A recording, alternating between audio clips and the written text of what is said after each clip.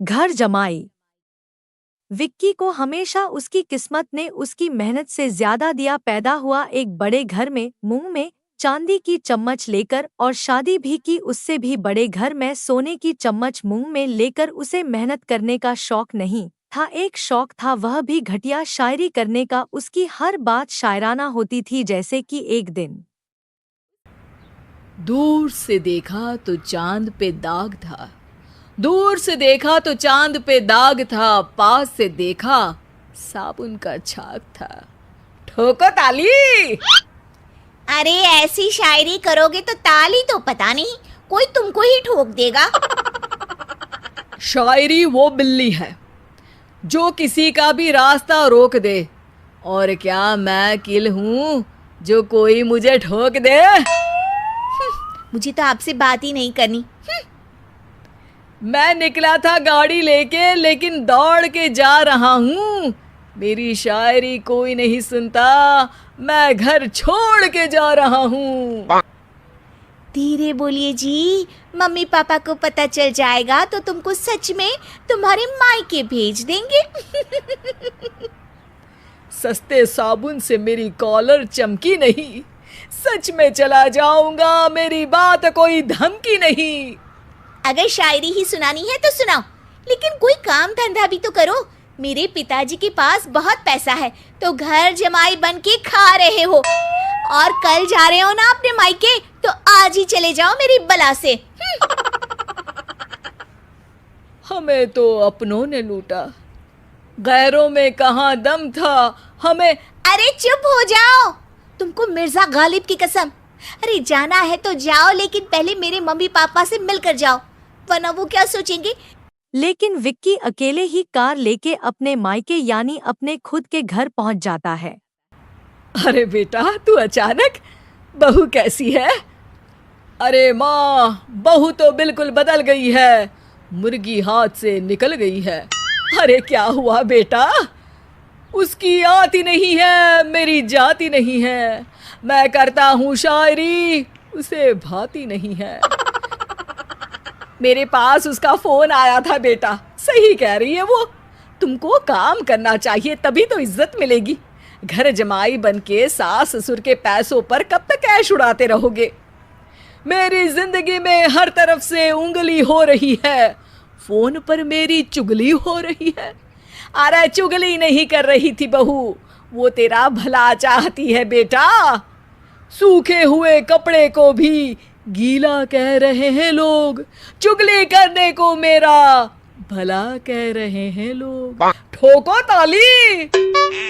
यह सुनकर माँ अपने हाथ से अपना सर पीट लेती है। अरे माँ, ताली की जगह माथा क्यों ठोक रही हो? बेटा तू ना आराम कर, तेरे पिताजी भी आने वाले हैं, खाना लगा देती हूँ। विक्की अपने घर भी दिन भर टीवी देखता है, तरह तरह का खाना खाता है, दोपहर तक सोता है, चाय पीता है, वीडियो गेम खेलता है, बस काम करने नहीं जाता है। घर में नौकर चाकर है तो बिस्तर से हिलने की भी जरूरत नहीं पड़ती। कई बार तो विक्की अपनी नौकरों को बिठाकर शायरी सुनाता रहता। कब जाओगे बेटा? अरे कैसी बात कर रहे हैं डैडी, क्या आप मेरे फादर नहीं? आप मुझे भगाना चाहते हैं क्या? ये मेरा घर नहीं। अरे नहीं बेटा, तुम्हारा ही घर है।